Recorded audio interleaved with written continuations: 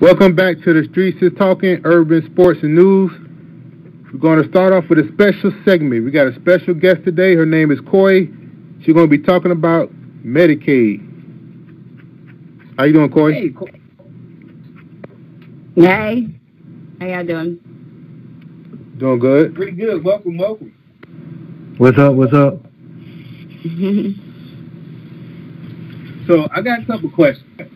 Since me and you All right. know each other pretty well, right? Mhm. And so I wanted to bring you onto the show so that way you can answer a few questions for our listeners, because I talked about it a little bit on the last show, but I knew if I bring you into the show, it'll give a lot more clarity. So for everybody who don't know, first and foremost, Coy Jones works for 1199 SEIU, a local healthcare union here in Tampa. But again, they're nationally big. They're the largest local healthcare union, right?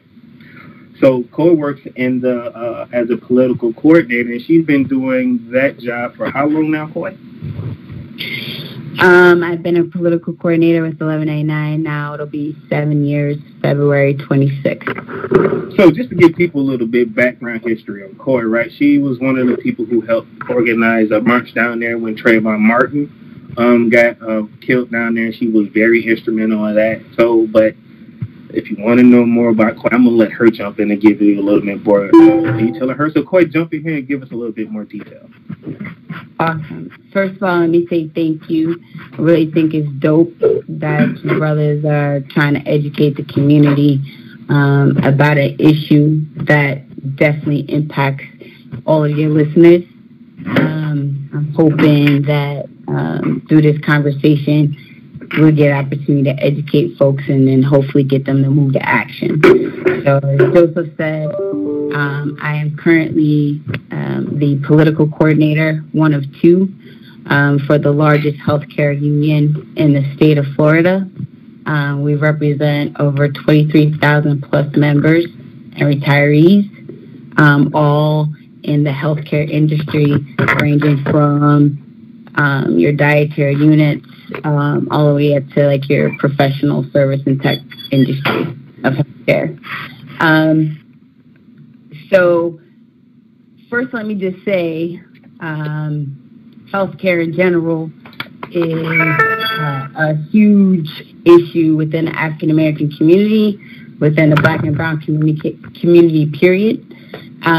Just so you guys know, for the folks who don't know, Medicaid expansion is one piece of the Affordable Care Act that our previous president passed, Barack Obama.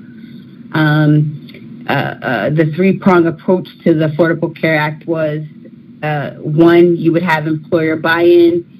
Two, you would have consumer buy-in, which meant like everybody would have to buy into this ideology like you would car insurance. And then the third piece would be the expansion of Medicaid. And to put it into the simplest terms, basically what that means is if you were making less than $13,000 a year, you were eligible for Medicaid, right? Mm-hmm. What this program was trying to do was expand the poverty level in every state. What that would have done would have expanded the pool of people that would have been eligible to get Medicaid, right? So essentially what happened was when we started to push the Affordable Care Act more intently in 2013, 2014, was that we found in this state there was a gap. There was people that made too much but didn't make enough to be able to afford the consumer piece of this program. So just basically for the past 12 years, there's been a push and pull to try to educate this nation around the Affordable Care Act and what it meant to actually give affordable healthcare access to everybody. Now, here we are in 2018. I'm sure you guys watched the election. We found that healthcare was one of the major issues, not only just in the African American community, but in the white community as well, especially within the white male community. So what we know is healthcare is a big issue. What do we do about that, right? We said that we just ran a successful ballot initiative around Amendment 4. For the folks and the listeners who don't know, we were able to get 1.4 million returning citizens, folks that have done their time for whatever nonviolent crime that they had, the right to vote. That successfully passed, so we looked at what could we do in this 2020 election that's coming up next year, and Medicaid expansion made sense. So I'm going to stop there. Questions? So I got a couple questions. Yeah, I got a couple questions. Yeah. So I know here in Florida, one of the things that we struggle with was the governor, our former governor, Rick Scott, who was constantly denying Medicare expansion, right? And it kind of sucks having the one sole person having their finger on the so-called button or pen to deny people this healthcare access. So I'm totally against that. What can we do to change that? Right. So the cool thing is people actually think healthcare as a right and not a privilege is sexy now. So a lot of people are really interested on how can we expand Medicaid and how do we get our healthcare system in a place to where it's equal to all, it's affordable, and it's not a right, but it's not a privilege, but it's a right, right? So right now there is a coalition of 55 organizations, 20 within the state of Florida, but 55 organizations across the nation that are looking at the state of Florida and figuring out how do we get Medicaid expansion on the ballot.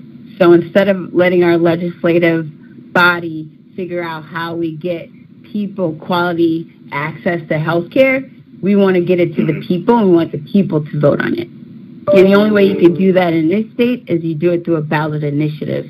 What that looks like is you have to, first of all, send language to the Florida Supreme Court and say, hey, this is what we want to put on the ballot. We think we can get X amount of signatures by this date to prove it. So right now, we are running a campaign to where we want to get over 100,000 petitions collected by February 28th through our coalition, through networks like this, to get people active and aware and educated, and also get their families, their friends, everybody that they know educated and aware, because that's what it takes. We get those 100,000 signatures to the Supreme Court, and we say, hey, Supreme Court, we're viable for a real campaign here. They bless us, and the objective is, from that point, we want to collect over 1 million petitions to get on the ballot by February 28th, 2020. So the goal is 1 million signatures in the state of Florida to get Medicaid expansion passed. Yep. If we do that. I feel like that's easy. I feel we can do that for a couple of reasons, because you just talked about Amendment 4, right? So, and that just brought us 1.5 more million voters than we had before. So, 1 million voters to talk about health care, and you just said it looks sexy. I think we can do this. Totally think it's possible.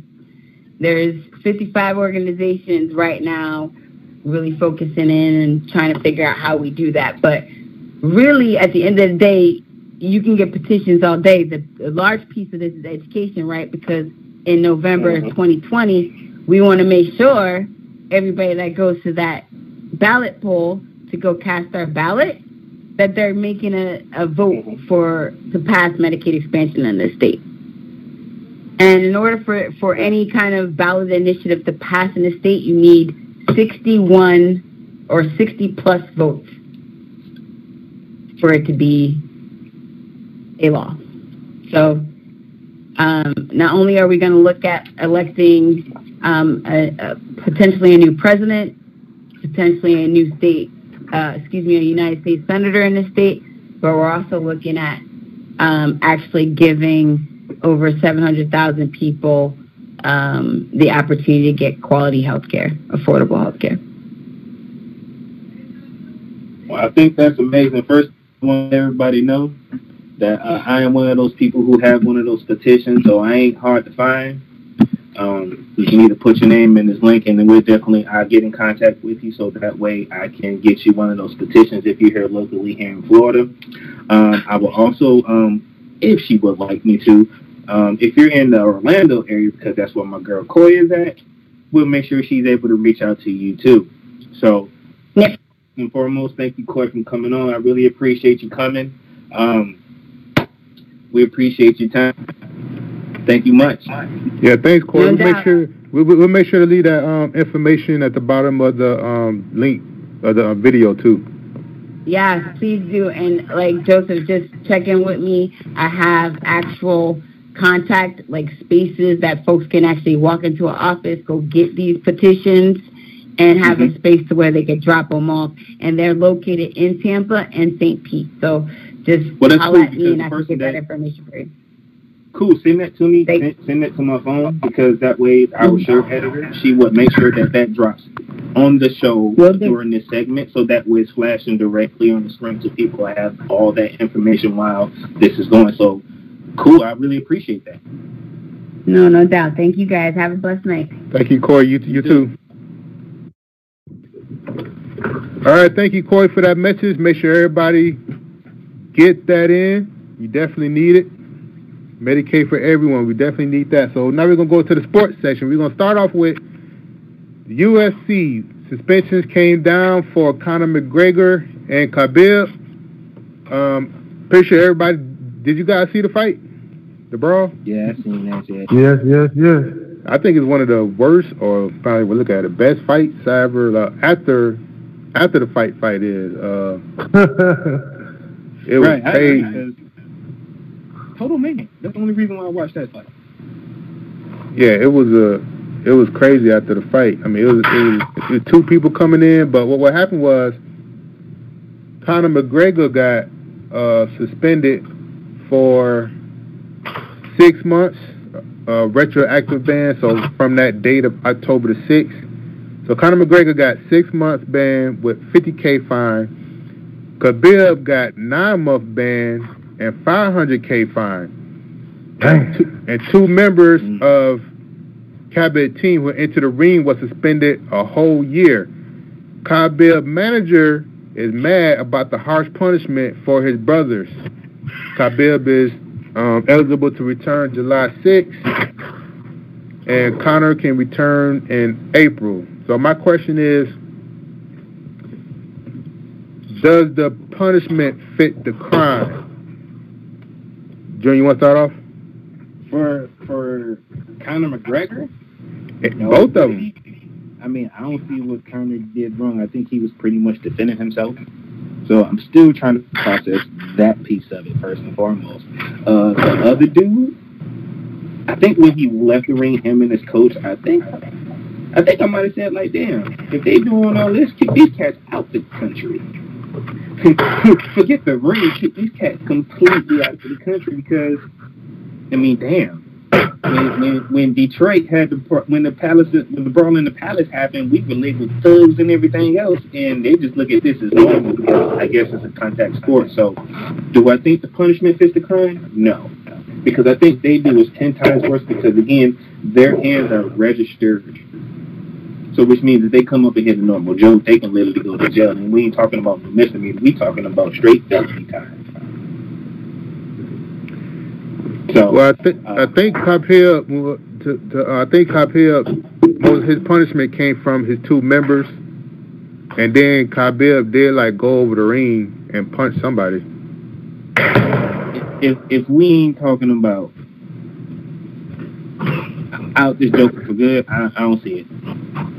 Yeah, Khabib. I remember Khabib did go after he won. He went out of the ring and punched somebody Exactly. He actually left the ring and squared up with somebody else. So again, what I'm feeling is this dude shouldn't be allowed in. I'm sorry.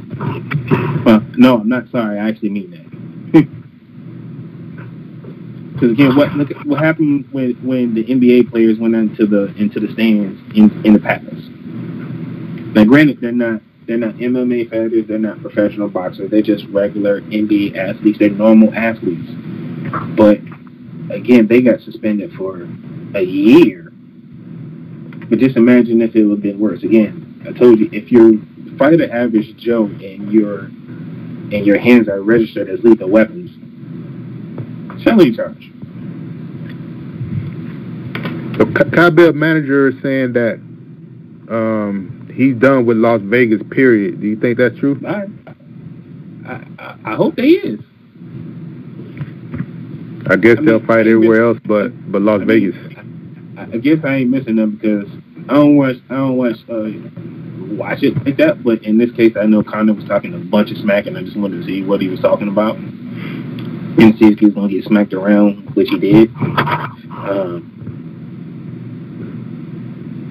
But could that stuff have been avoided? Yes. Do I think half them cats are on steroids? Yeah, allegedly, yes. We're going to say allegedly because them cats are always jacked up and they always angry for no damn reason. You can say the same thing about professional wrestlers too. Yeah, to add to your comment when you said that Conor was talking trash even afterwards. He put after the suspension came down, he wrote on Twitter that he said he's thankful for the Nevada Athletic Commission's fair assessment and handling of the brawl incident. It was not my intention to land the final blow of the night on my opponent's blood relative. It's just how it played out. I look forward to competing again soon. His blood relative shouldn't came in the ring. He asked for that. Again, Conor McGregor is entitled to defend himself. That's why I don't think Conor McGregor should receive no suspension. If somebody's coming at him and trying to attack him, he's entitled to defend himself. Just like any other person. Yeah, I agree. Leaving the ring to attack the fan is a no-go. I'm sorry. Yeah, I don't understand it either, but it is a 6 month. Half of it's already gone and only $50,000 fine compared to Khabib $500,000 fine. But check out, he wasn't finna trash talking. Check this out, Jay. What's your opinion on this? Conor McGregor trash talked some more after he said he thanked for Nevada Athletic Commission's fair assessments. He talking about the blood relative of Khabib came in, and his next tweet said, straight left hand inside the attacker's jab. I don't know what jab is. I guess that's from his one of their lingos. He attempted to use the big security guard that's all in all the movies as cover, but I could smell him a mile away and landed flush down the pipe. The final blow of the night, UFC 229 in association with McGregor Sports and Entertainment. Jay, was that fair trash talk? Well, for me, I think both of them deserve the suspensions they got because Conor was the man who started it. He started with the bus incident. Then you just can't disrespect everybody, family and their religion. So I think he was out of line when you want to trash talk the dude. Don't go to the man's religion, which he take very personal, and then don't go to his family talking about somebody's family and you don't know nobody's family. That really started the altercation. That's why he feels like the fine was okay with him because he know he went too far. And my thing is you can't say anything to anybody like that because you don't know what they can do, what they will do. Some people take their religion very, very serious. It will hurt you behind that. So Khabib or whatever, he really wasn't fighting in UFC too much anyways. He was fighting somewhere else. He's undefeated. He got titles, so he really wasn't feeling it anyway. So I pretty much feel like he's going to be gone, and he ain't coming back to fight. So it is what it is. I mean, Conor, you got to stop running your mouth, man, and you really ain't that good. This is like your fourth ass whooping, and that dude beat the hell out of you. There was no need for you to trash talk. You talked yourself in the ass whooping, and that man gave it to you. And that's how I feel about that. Yeah, so even though you say Conor did... I feel like the trash talking was legit after the fact. I mean, again, the dude stepped in the ring thinking he wanted a piece of Conor, and he got it. He caught that. Well, right, left jab, down the me pipe. personally, So you can't, me personally, you when can't. me What was the- and what you, was the family member coming me and you having a fight, don't bring my family in it. And if I was a religious man, don't fuck with my religion. So But you gotta. I don't know how far they take it, because I would go in the crowd, sportsmanship. go out in the this crowd. situation- That's not sportsmanship. What does that have? What does my family? Hold on. What does his family and his religion have to do with sportsmanship? Look what Conor McGregor said to Floyd Mayweather before they fought. And he was out of line for that.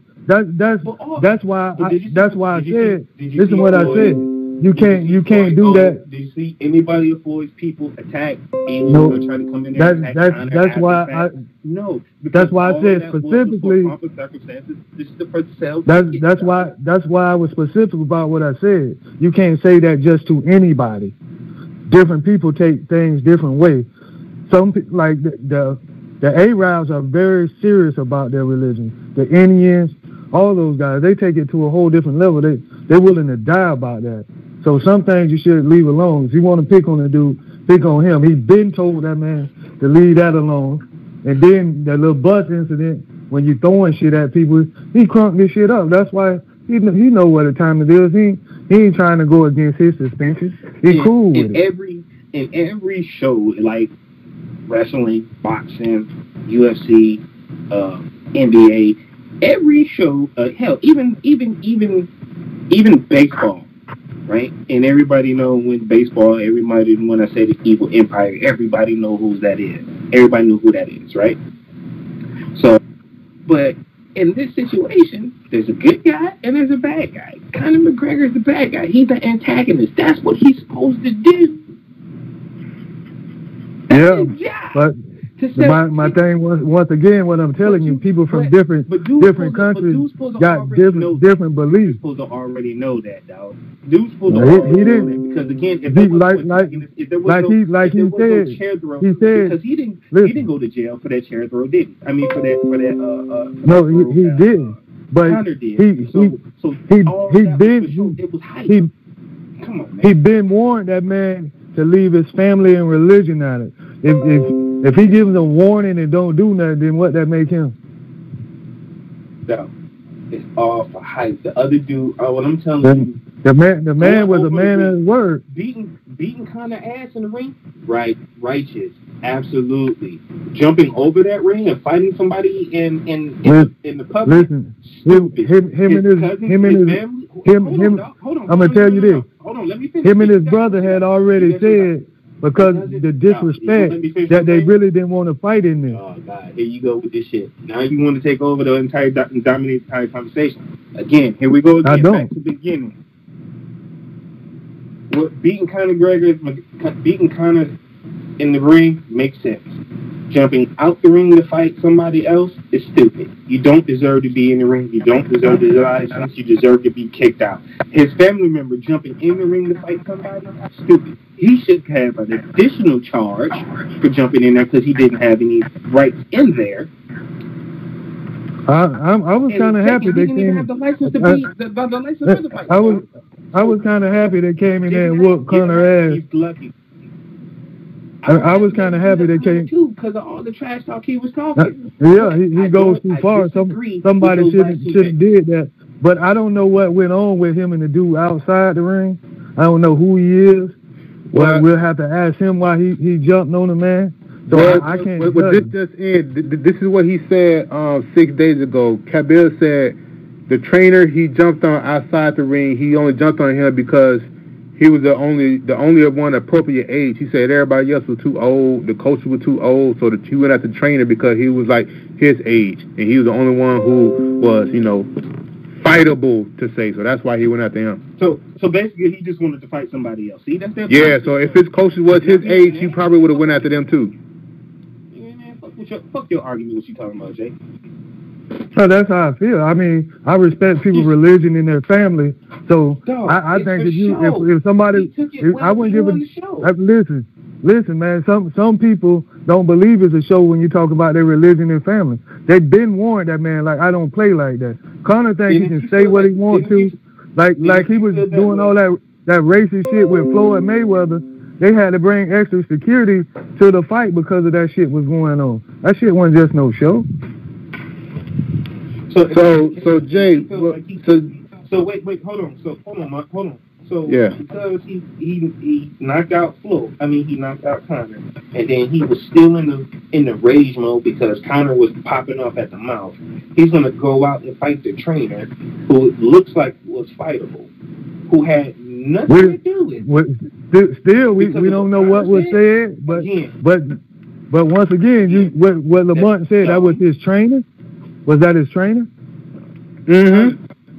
So it wasn't just no innocent bystander. Yeah, that was his trainer. He said because he said he don't like the whole team. Exactly. I don't have no problem with that. Who was talking to smack? I want to say McGregor was talking the most smack. Yeah, he was. Exactly. McGregor was talking to smack. So going after the trainer for what? The trainer ain't said shit. It was part of his camp. So again, that's why I'm saying the brother, he's lucky he didn't get knocked out cold by Conor. Now, in a way, I really wish Conor would have knocked his ass out cold. Fuck a straight left. Conor can't beat that man. I wish and he knew that man hasn't been beaten. So you wishing upon a star.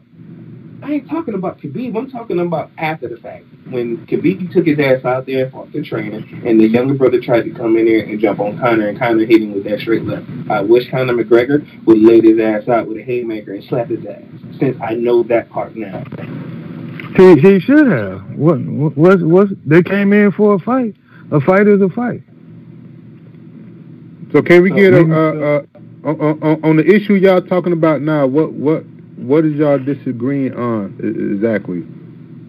I'm disagreeing I'm disagreeing on the fine. I'm saying it's not enough. I don't think it's enough, and I don't think Conor should be fined or suspended at all because he defended himself. Well, that is half of Khabib's purse. His purse is only $1 million. They took half. Yeah, that's a big fine. Take all that shit. That's a big fine. You can't take it all. People came to see him. Without him, it was no damn fight. So how you gonna take off? I don't care. That's just you ask me that's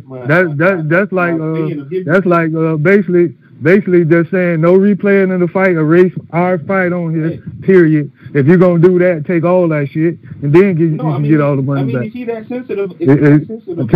All the shit online and all the shit on UFC when you replay it on TV. Take all that shit off. I just feel like he should have just paid the Conor for free if that's the case. If you was gonna take that to the stream, you should have just paid the Conor for free. You should have paid him. I feel that way about it. Because $500,000 is a lot of damn money plus what you say? How many months? 9 months ban. Yeah, that's almost a whole damn year that he can't make no money in there.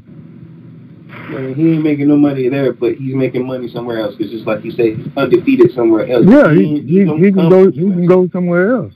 Exactly. So he ain't missing no money. The fuck you talking about? Well, he probably wherever else he work at, you probably won't get that kind of money you get from UFC. Man, you crazy? He just made. You got to tell me what other places pay you $1 million to fight in martial arts in one fight. I'm pretty sure he's gonna come in money down to the simple fact that he just beat up probably the biggest star in UFC history, which is Conor McGregor. I don't have him as the biggest star. I still roll with Bones Jones, but that's your opinion. So I got the boy the Messenger, the biggest one. You got who? The Messenger, the dude who just beat Shaw. Yeah, the guy who beat Mighty Mouse. Right.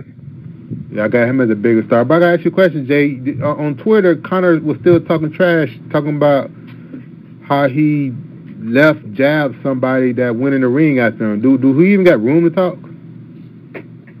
I don't think he got room to talk. You got to ass whip him. So whether you got off somebody else that can't fight, I wouldn't even talk about it. That man beat the shit out of you, man. I haven't seen nobody dominate that shit since Bones Jones basically dominated the last guy he fought. Yeah, so he got his ass whooped. You need to be working on your art, man. Get your shit back right, cause you finna end up with damn 10 losses before your career over. You ain't lying. He got whooped. Damn. All right then. So we'll be back with the next segment. We're gonna go into a little bit of some NBA news. Talk of the town, Anthony Davis.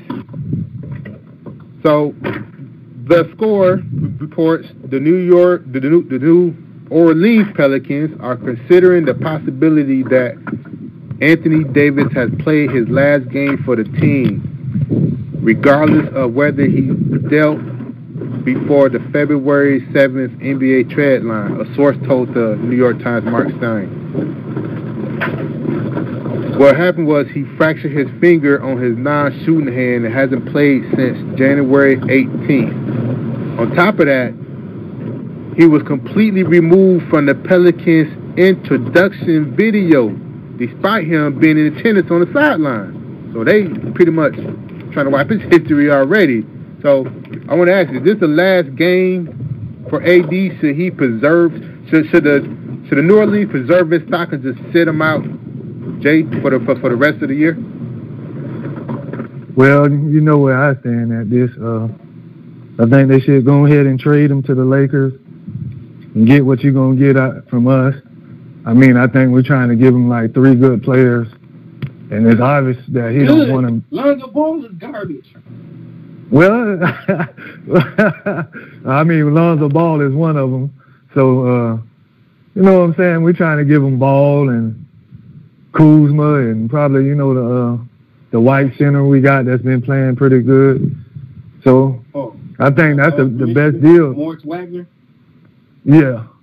I think that's the best deal they're going to get at this point, because whoever try to pick him up, if he's not happy there, he's going to end up, just leaving on them. So the best deal is to go ahead and make the deal where he wants to go. And I ain't just trying to say that because it's the Lakers, but I think that's the best thing to do. And I will love to have him, man.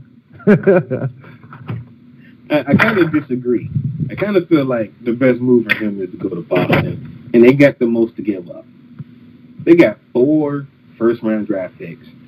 They can give up. They got Tatum, they got Brown, they got Smart, and they got somebody else they can give away too, without even considerably losing a lot. So, I mean, if they wanted to go that route, I'd lose a couple of those draft picks. I'd lose Smart, bring AD in, keep Gordon Hayward, Kyrie Irving.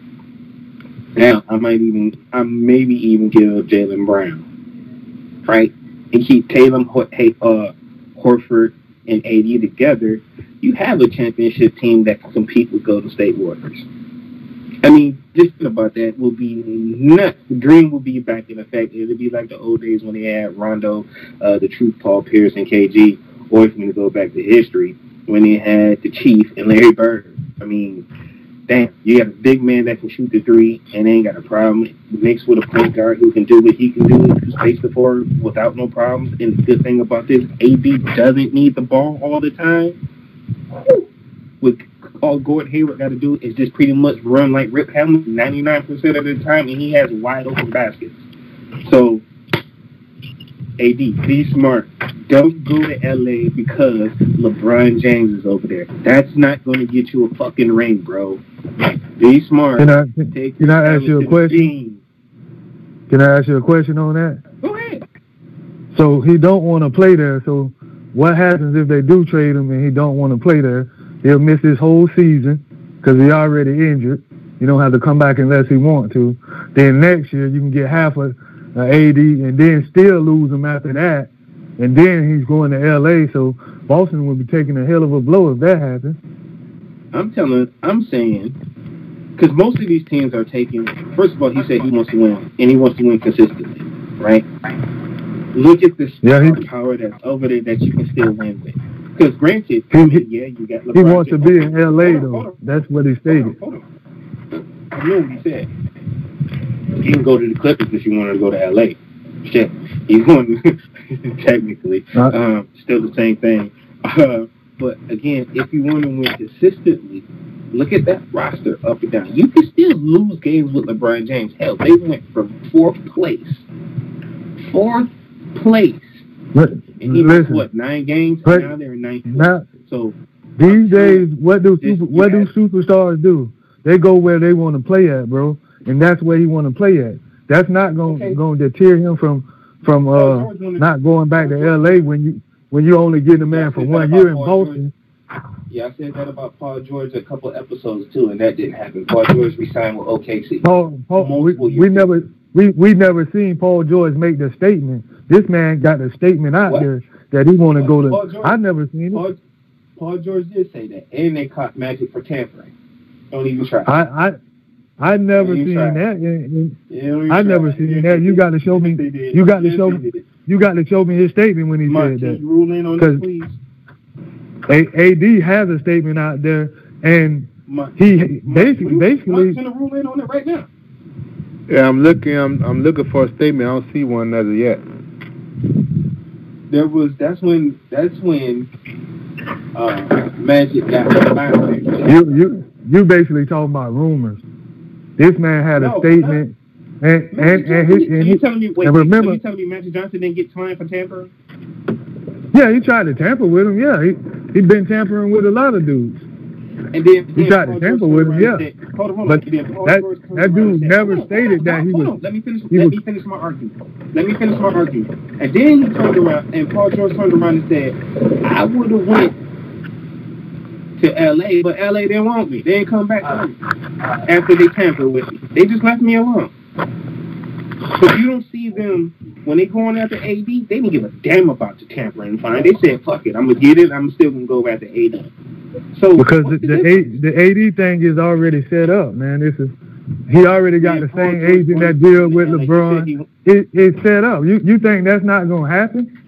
I remember you being pissy ass mad when Magic didn't go get Paul George. And I remember you also turning around being pissy ass mad when they didn't go get Kawhi Leonard. So rewind the tape. Next time. But Kawhi really didn't want to. He really didn't want to play with LeBron. I don't even talk to you about this no more. He said that. Well, you got to get your statements right. We can't find the statements that you're saying. What's right? You just tried to say Magic wasn't fine from tampering, and then Paul George did one. Yeah, that wasn't the issue. The statement you made earlier that Paul George made a statement said he wanted to come to LA, and we can't find that. I haven't seen that. I know about the tampering. Magic don't tamper it everywhere, but this man AD and his agent say he want to play for the Lakers, man, and we can put a case of Gatorade. He come to the Lakers. It don't have to be this year, but in his free agent year, I guarantee he'd be in LA. Guarantee. He already said it. He got a house there and all that, bro. It's a wrap.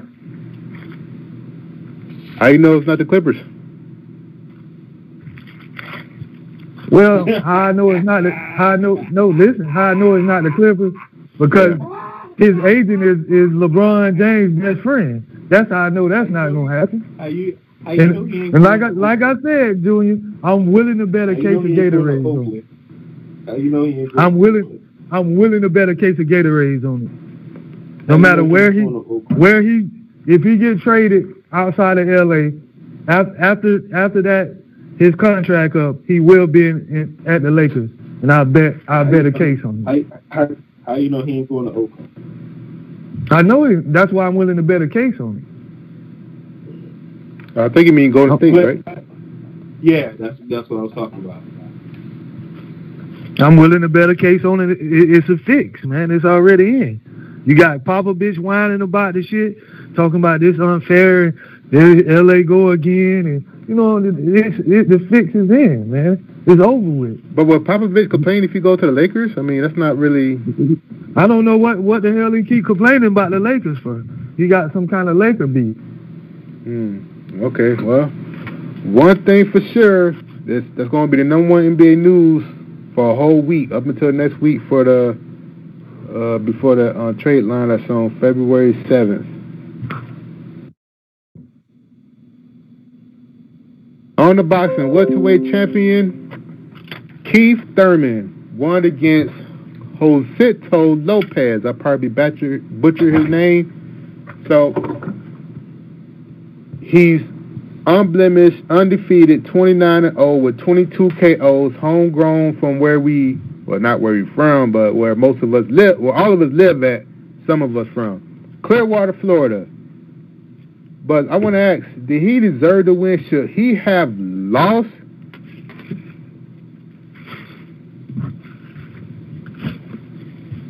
I'm going to say he shouldn't have lost. But I mean, he did knock Buddy down with a devastating uppercut in the second round. It was definitely teeth-shattering the way he landed it. Lost? No. Close fight? Yes. Because Jose was not backing down. He was throwing punches all the way to the 12th round. I mean, they was just going ham sandwich at it. So, there was one judge, I want to say, who had it like 113. I thought he was nuts. I don't know what these judges are on, what they're smoking, what they're drinking before they go out here. But I swear I'm going to find out how to become a judge so I can start going to these things and I can start scoring these cards, because there was no way in hell you could have scored that 113. So, yes, Thurman won the fight outright. Was it an easy fight for him? No. Did I think it was a hand-picked challenger? Yes, but that hand-picked challenger still gave him a run for his money. So it'd be kind of interesting to see what he do in this next fight. Okay, I feel like he won the fight. That's definitely, but he looked kind of sloppy towards the end, fatigued, and the dude was giving him the business in like the 7th round. So if you're gonna be the best in your so-called division, you got to come better than that. I don't want to hear you been out a long time, need to work out, stay in shape, because you fight somebody pretty much that's good in the division, I think you're gonna lose. I'm guaranteed they'll get knocked out, but he's gonna lose. So he definitely don't want to see somebody like Earl. I'm already saying if he fights somebody big in the welterweight, somebody with a big star or superstar in the welterweight division, he's gonna lose. Yeah. After that performance, he's definitely gonna lose. Out of the top 3 in the welterweight division, if he fought any one of them, he will lose. Most definitely. So, no, Keith, we going for you. We hope you get back like you say you were or gonna be. But you got to fight better than that. That was a very disappointing fight. I mean, he got a better chance. I mean, he got a better shot at fighting Adrian Broner. Yeah. Yeah. I think he's more better off fighting Broner. You know what I mean? Yeah. Broner, I mean, Keith also said he would fight Pacquiao, so I don't know how that would work out for him. Now, I'm glad you said that, because I was thinking that too. Now, after watching Pacquiao's last fight, with AZ, I don't think I can judge Pacquiao accurately on if he fights another big name star, will he win? Because, again, AB didn't show us anything. Right. Besides being a crash test dummy for 12 rounds. So, I can't say Thurman will beat Pacquiao. Pacquiao will beat Thurman at this point. Yeah, I have to agree with that. I don't know. Both now, look this up because now, if I'm basing this on history, and again, you helped me remind me of this when we were talking during pre-show about the rob show that happened with when Pacquiao got robbed with a horn. If that's the case, then that makes Pacquiao 2-0. Then I can say definitely Pacquiao might. If I would have seen that fight, I might be able to say give a winner on this fight. But since I didn't see that Horn and Pacquiao fight, and I hear it was a rap job, I'm gonna wait to see what Pacquiao do in this next fight, and then hopefully we might either see Thurman or Thurman and Pacquiao, or Thurman or Bud or somebody like that. So my question is, who you think will win or be the favorite between Broner and Keith? I think anybody will beat damn Broner. Shit, I think the referee's going to be favorite in that fight. Okay, so if that's the case, if there is any trepidation that Broner could win, I don't think Keith have a shot against Pacquiao. Because Broner wasn't impressive at all, not even a little bit. No, not at all. Yeah, I think Keith will get Broner. Broner ain't going to do nothing but run and don't throw no damn punches. I mean, even Caressa Shields came on her. I mean, if you've seen Caressa Shields' Instagram, she even said, like, man, you ain't need to throw no punches, dog. Like, what are you doing? Exactly. So I would like to see, you know what? I'm with you, Jim. Thurman Pacquiao for a tune-up, and then if Thurman can get past Pacquiao somehow, let's see Thurman, Bud, or Errol. Because Thurman wants his belt back from Porter, because Porter has the belt that he had to give up. So he wants to fight that. He wants to fight for that. You ain't regain Showtime. Remember, you don't beat Porter before. Yeah, you beat him before, remember? Totally. Yeah, Sean Porter looking beastly now. Well, Keith Thurman is 29-0. Maybe he want to get a soft target to make sure he at least get to 30-0. Damn near everything he had was a target, soft target. My bad. My bad. I supposed to shoot for the hometown, homie. My bad. But I just call it like I see it, dog, because I just feel like Keith has ducked so many people. Remember, he beat Porter. He beat Porter and the Danny Garcia. Man, he beat both of them. You know what? I'm glad you said that. Now I'm going to go back and review those two tapes. Because I think when he fought the Garcia, I think he lost to Garcia. I remember. You feel like he lost that fight? In my bedroom. So you feel like he lost that fight? Yeah, I think I remember that fight clearly. I think he lost that fight. Well, he should have lost fights, but the scorecard said otherwise. Well, one thing for sure, Keith Thurman's performance was so poor, you might get more calls than normal because everybody think they can see him. Yeah, Garcia actually called him back out, said he wanted his rematch. Yep. So, I mean, you might as well tune him up. Might as well. He better get back on it. All right. Well, we are called The Streets is Talking Urban Sports and News, but this is the hot thing on the streets right now. I don't care what street you're on, Beverly Hills or Compton Avenue. Everybody's talking about surviving R. Kelly. Seems like you ready. Seems like you ready. That's a jam. I don't care what nobody say. Yeah, it's a jam. But these two guys seen it. I haven't seen it because I refuse to watch it until I see Surviving Harvey Weinstein, Woody Allen, Charlie Sheen, David Miscavige. Yeah, the dude who made the movies, the dude who won an Oscar for the movie. I'll be here all day naming them. So until I see a documentary daily series on them, I don't even care about it. But you got to talk about it because it's what the street's talking about. So Jerry, what you seen it? What was it like? Is it good? What do you think about it? It's one, it's bringing back stuff that we already knew, dead smack in our face. But then two, shedding light on stuff that was hiding underneath the surface that needed to be seen. I mean, look, we all knew the Aaliyah thing. We all knew what happened. We all knew about the marriage.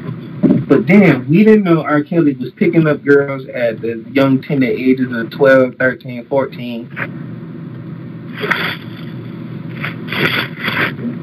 And promising them, and bringing them in, telling them you have a career, X, Y, and Z, and a family, and all these women never returning home. But I'm questioning, like, where was the damn parents, first and foremost? Yeah, exactly. For some of these women, where were the parents? For some of these young women, where were the parents?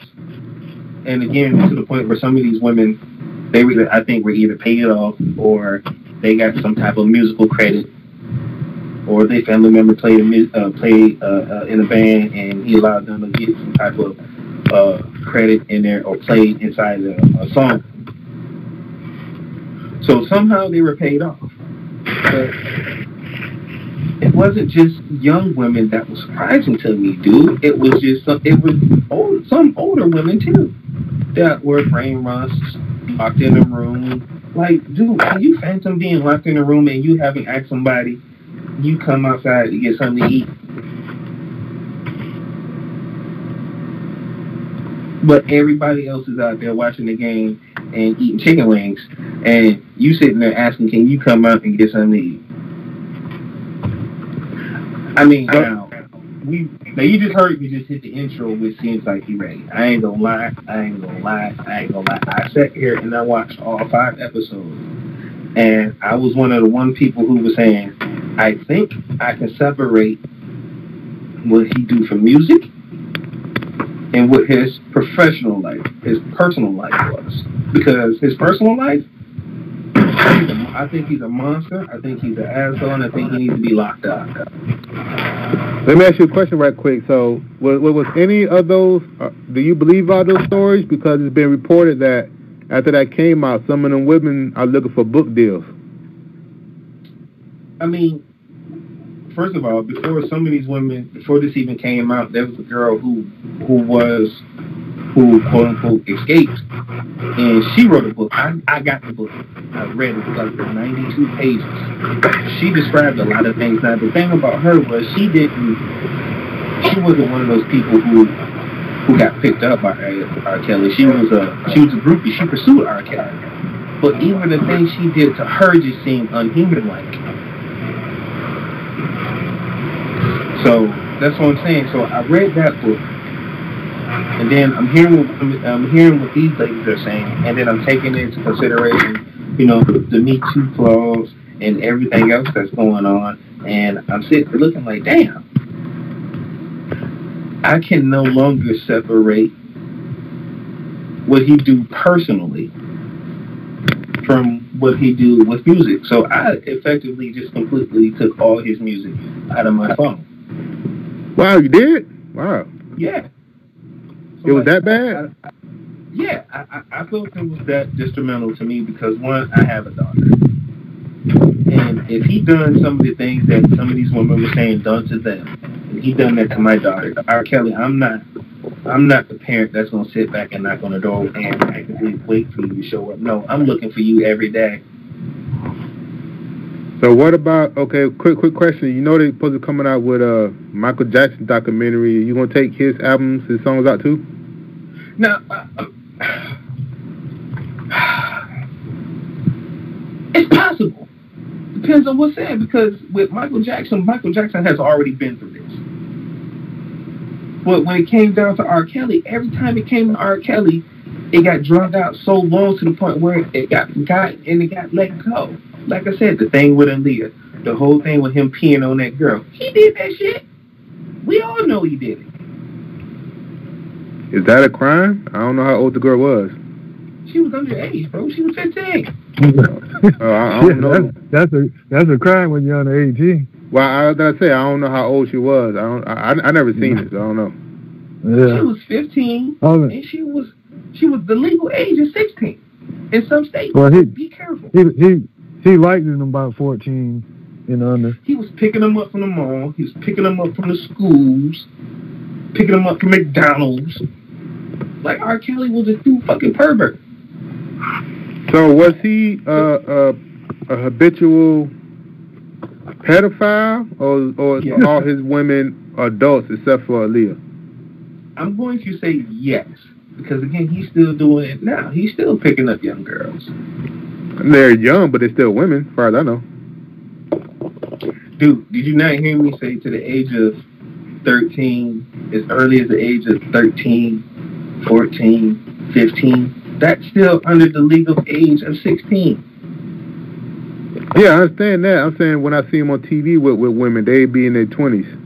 But I never seen the documentary. He gonna keep it there. Yeah. Right. He gonna keep it there. So let me give you another snapshot real quick, Mark, because you ain't see the documentary, and you can pull the tape, and I think you should pull this video up. Pull up the R. Kelly video that he did with the dude from MTV. The dude asked him one question: do you like young teenage girls? R. Kelly stumbled and said, "How old are you talking about?" What? Wait a minute. What? Yeah, I kind of remember that. When all he had to do was say no. So that shows you the type of motherfucker we dealing with.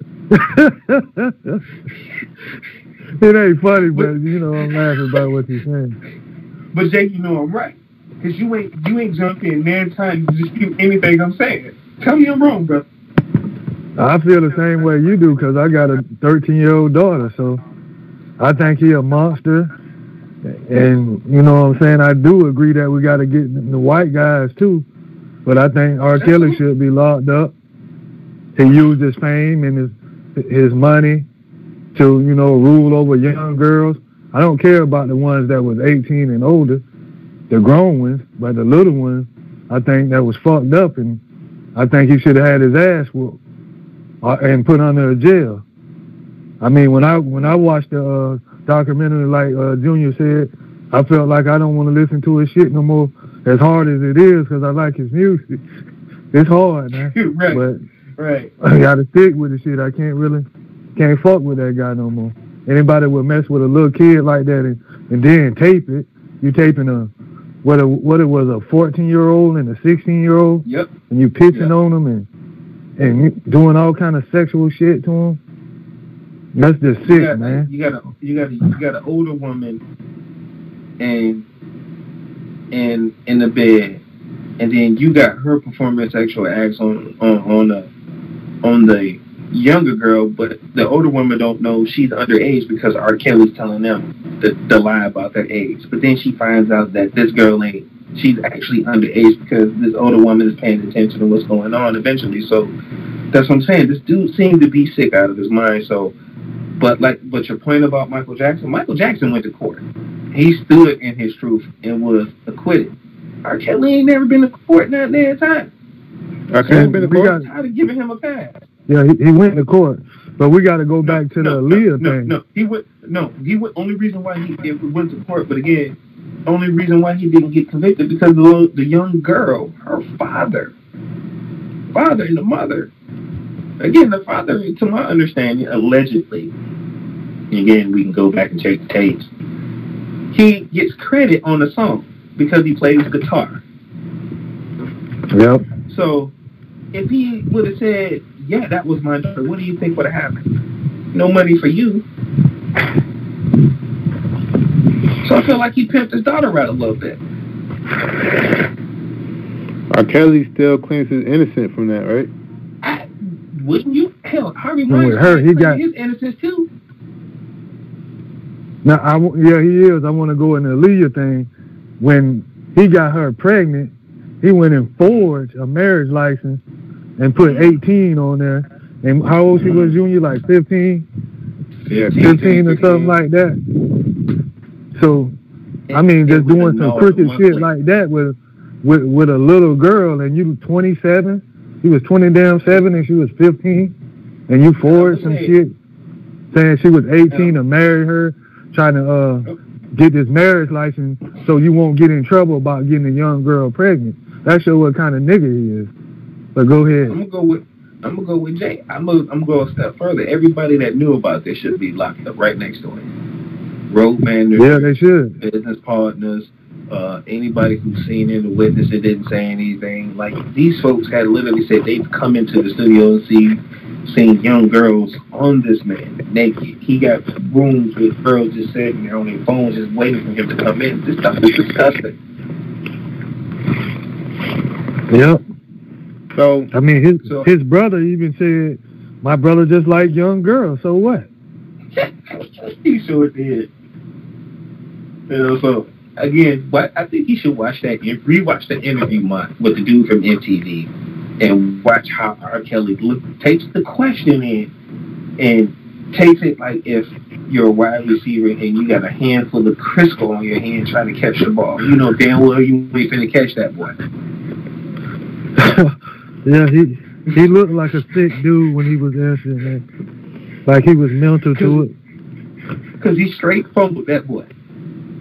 He almost looked like he want to say, yeah, I like him, goddammit. Yes, I do. Yeah, I like him. Yeah, I almost remember that, but I remember one story. I can't remember. I can't remember exactly, but I think one of the people that was on there, one of the alleged accusers, victims, I mean, and the mom of Aaliyah was like, "Oh, yeah." It was said that she seen Aaliyah and R. Kelly having sex on the bus, and the mom was like, "said she didn't say that again."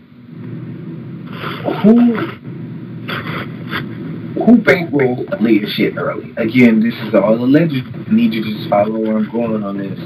But again, who banked all that allegedly when she first came into the league? First came to the music industry. It was. That's why, like Junior said, they need to be arrested too. Age ain't nothing but a number was about R. Kelly. They did an interview. Same hat. Same green and black checkered Mickey Mouse hat, same green and black checkered Mickey Mouse shirt. They dressed alike on the show, dude, to make it look like they were a couple, right? And then she was like, "Oh, this is my bestest friend in the whole world." He said, "Say the whole wide world," and she said, "The whole wide world." I understand that. So my question is, we have a surviving R. Kelly, and then before we had a surviving Bill Cosby, and the next one looking up is Michael Jackson. So all this rage is out now when it should have been out then. Why is we waiting 20, 25 years? The reason why we waiting these years, because the white man said so. The white man said, don't look at us, look at you guys. And they put this stuff out to make us look at them. You don't think so? Because I don't think so.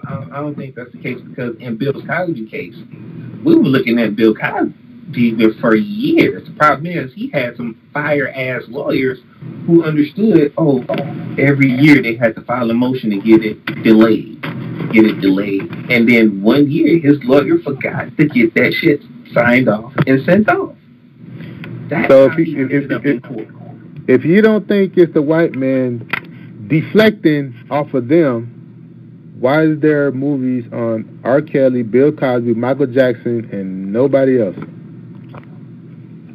Well, because again, these are the people who've been brought to, who have been rumored and connected to this for years. Harvey Weinstein and his stuff is coming out in the open public too. They just ain't made a story about him yet.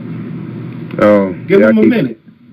I keep hearing that, even though he got tape and recordings about his transgressions and because all this other stuff against everybody else is hearsay. One of his biggest accusers is Terry Crews. Well, I think Lamont have a great point on that, because I think it is a deflection. As bad as, I want R. Kelly to go to jail, I think we got to go right back to the white people, them first. You did what our guys did. This is my thing. If you wasn't outraged, we need to take turns. If you wasn't outraged then you really shouldn't be outraged now, because all this stuff been known. Ain't nothing new about R. Kelly. The stuff I found out, I didn't know, so I'm outraged like a motherfucker. Allegedly. I didn't know he was doing all that shit. Allegedly. That shit on tape, bro. That shit there. I can't even say allegedly. What are you talking about? There. You talking about the P tape? Yeah, the P tape is there. I'm saying that's been now. You should have hung him up then. I never seen. Yeah, but they also got this man going to schools that I didn't know he. Right. I told you what, Lamont. Coming out of court, picking up a goddamn 14-year-old, coming straight out of court. Where'd you hear that from? They got that on tape. From when he came out of that trial, the P trial, he picked up the young super fan. Outside the court, and he ended up digging in the little chick. Yeah, he does. Kidnapping her, basically. Yeah. We should have got him then. That's all I'm saying. Look, I think you should, first of all. Yeah, it's been a long damn history. That's why you got to get his ass now. If you got a daughter, you don't want this nigga pulling up to the mall and your daughter at the mall. Somebody come in and I got money and shit like that. And you know his dude was sending niggas to go get little kids, man. He's a sick bastard. Yeah, he is a sick bastard. I agree. And now, you know, disagreement there. But the only thing I'm saying is, on TV, all you see is black man, black man, black man this, black man that. That's why I say what you said.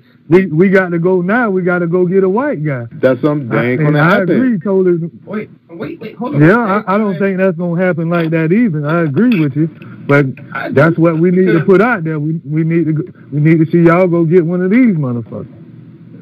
If we gonna get one sick motherfucker, go get all the sick motherfuckers. So you saying it should be an alternate every time? Like Lamont saying, they're drilling us back to back with R. Kelly, Bill Cosby, Michael Jackson, and Michael Jackson is my damn boy. So you know what I'm saying. So let me ask you, you saying if you got R. Kelly, you need to go get Harvey Weinstein, and then after you go get Harvey, you can turn around and come back and get Mike. But if you go get Mike, you better go get what was my man from House of Cards? I forgot his name, but I know you're talking about Kevin Spacey. No, Jay. So after they get Mike, they need to go get Kevin Spacey. Jay was saying alternate, but I'm saying what Tariq Nasheed started a good tag. I'm saying first them. First them, right? Hashtag first them. Don't come for us. And R. Kelly, Bill Cosby especially, that's all hearsay. There's no evidence whatsoever. But the other people, the Bill Cosby shit is a flat out lie. Yeah. And then now they're finna come out with Michael Jackson. Why are they doing this? And why are they sending our people to attack our own people? So they telling us we should be outraged right now. Hello? Wait. Yeah. So this is going to take me back. So this is going to take me back to the original question. If Bill Cosby didn't do it, then OJ didn't do it either. Okay. Well, the Bill Cosby thing. The thing about it was people saying that those ladies partied and already was on drugs. So the situation with him drugging them, that was a lie. They did drugs together. It was even a couple white guys that came out and say he didn't really drug them. Say that's how they partied. Say Bill only mistake was doing drugs and partying. That was his only mistake because he shouldn't have been doing that. But he did it with them. Everybody partied, got high, and then they had sex. And then they came back again and did it. So how can somebody rape you twice? Exactly. That makes no sense. Yeah, I know Bill Cosby case. Trust me, he got the shaft. So all these black people on the front, see, so they put R. Kelly and Bill Cosby and Michael Jackson on the front, but Harvey Weinstein cases are getting dropped left and right. But that don't even get reported. You don't even know about it. I bet you probably didn't hear it until I said it. Really? Like I said, hashtag first them. All right, that's it for us for tonight. Good show. Sign out, fellas. All right, y'all, man. Have a good night. The building. Have a good one, family. For sure.